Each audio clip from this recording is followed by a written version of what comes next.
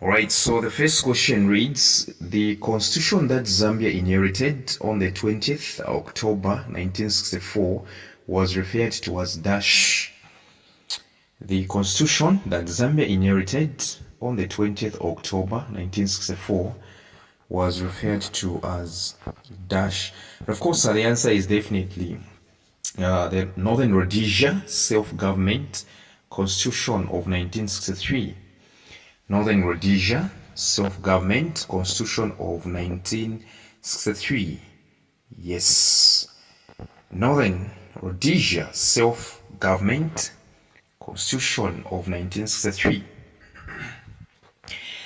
Number 2, state the kind of government where all national leaders were appointed by the Queen of England and imposed on the people of Zambia.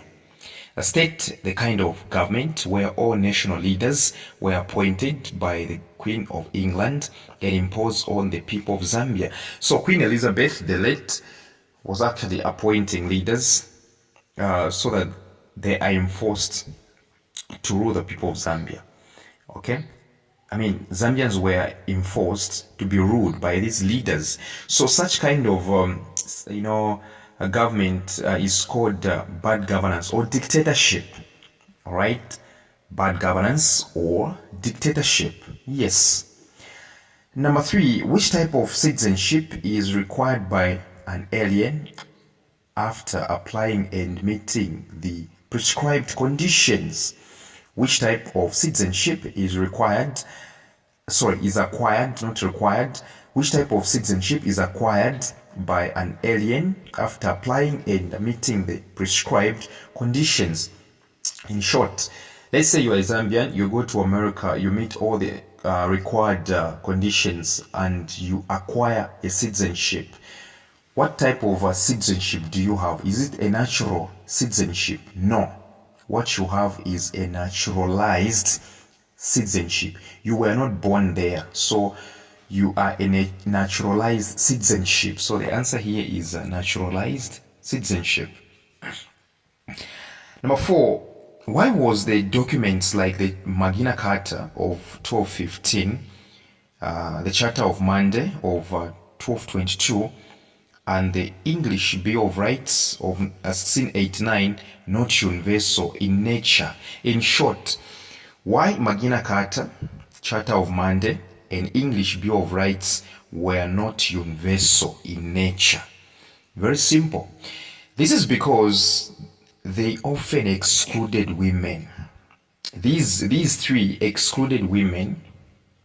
They excluded children, slaves, and persons of certain social, religious, economic, or political groups.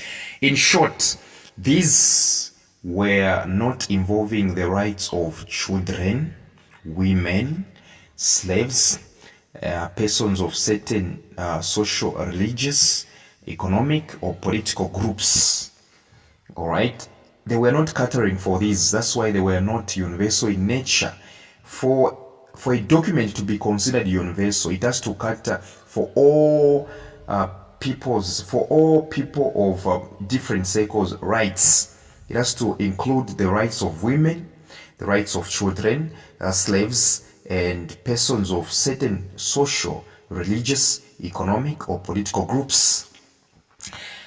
Number 5, Mr. Botomwale, a teacher at a local school, demands sex from the learners who want to pass their final examinations.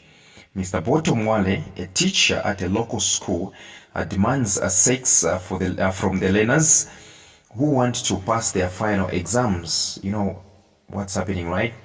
Which common form of corruption is Mr. Mwale practicing? So what he's doing is payment in kind. That's what he's doing.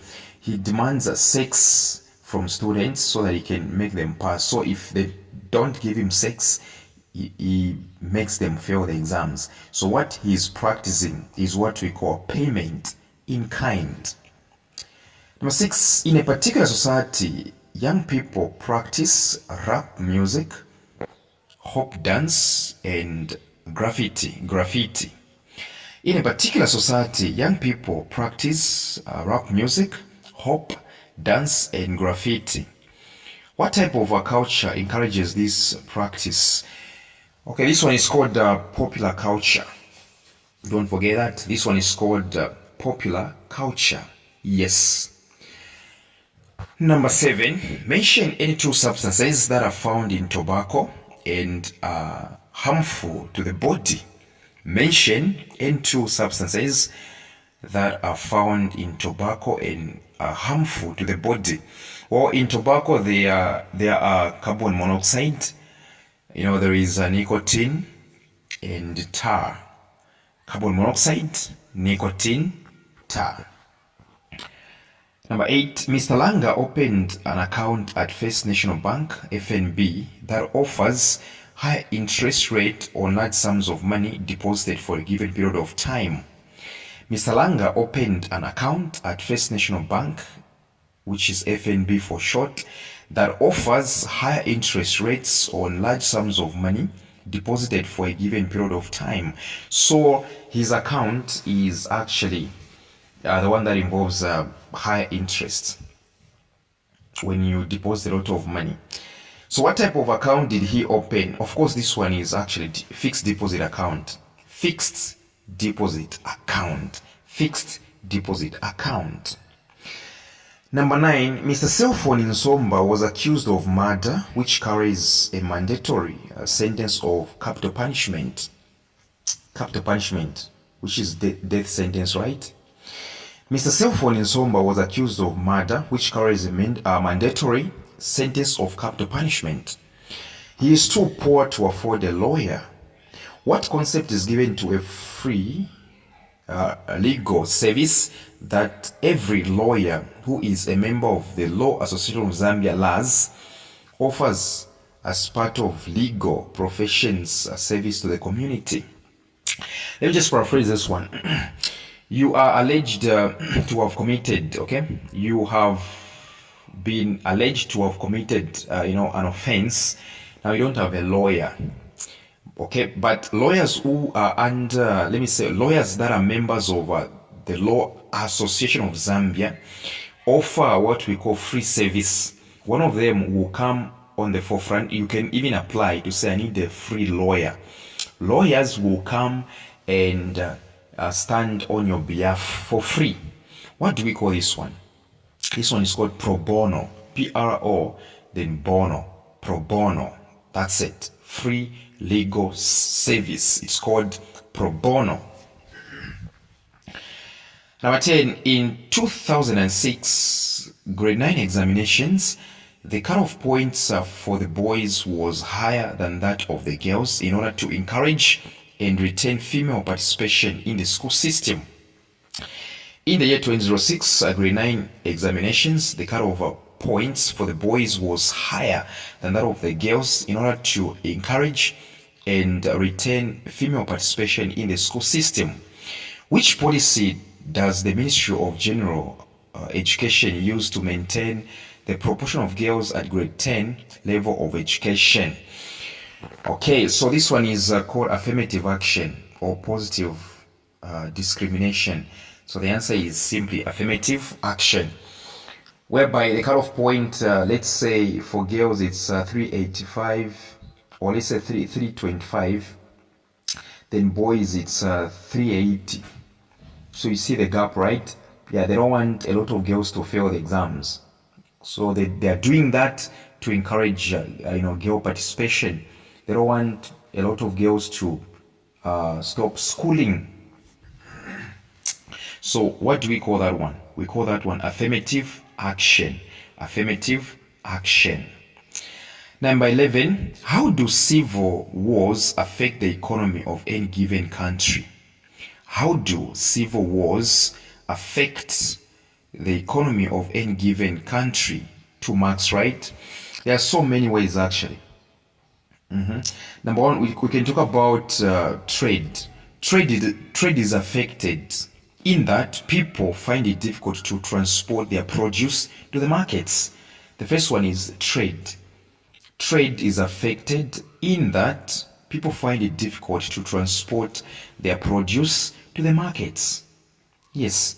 Secondly, the agriculture sector. So trade is affected, number one. Number two, the agriculture. The agriculture sector is affected because people find it difficult to go to their farms to cultivate. The agriculture sector is affected because people find it difficult, to go to their farms to cultivate. So trade and agriculture, once these two are affected, the economy all of a sudden collapses. Another thing is infrastructure. Infrastructure is badly damaged, hence affecting the production of goods and services. Once buildings are destroyed during a civil war, what do you think? Manufacturing will cease, hence the deterioration of the economy. Yes. Number 12, suggest two ways of addressing child abuse. Suggest two ways of addressing child abuse.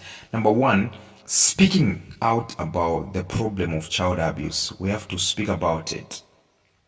You have to speak about it. Number two, reporting cases of child abuse to the victim support unity.